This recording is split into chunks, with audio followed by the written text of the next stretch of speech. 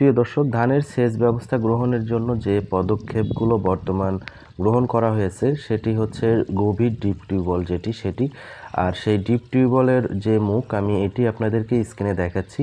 আপনারা দেখতে পাচ্ছেন যে ধানের যে চাষকৃত জমি, এই চাষকৃত জমিতে পানির যে সেচ ব্যবস্থা, এই সেচ ব্যবস্থা গ্রহণের জন্য এখানটি বিএডিসি কর্তৃক যে ডিপ টিউবওয়েল রয়েছে সেই ডিপ টিউবওয়েল স্থাপন করা হয়েছে। এর মূলত ড্রেনগুলো মাটির গভীর দিয়ে এখানটায় এসেছে এবং পরবর্তীতে কিছু কিছু স্থান বা মেজর কিছু কিছু জায়গাতে এই ডিপ টিউবওয়েলের মুখগুলো বের করা হয়েছে, যেখান থেকে পুরা জমিতে পানি সরবরাহ করা হয়।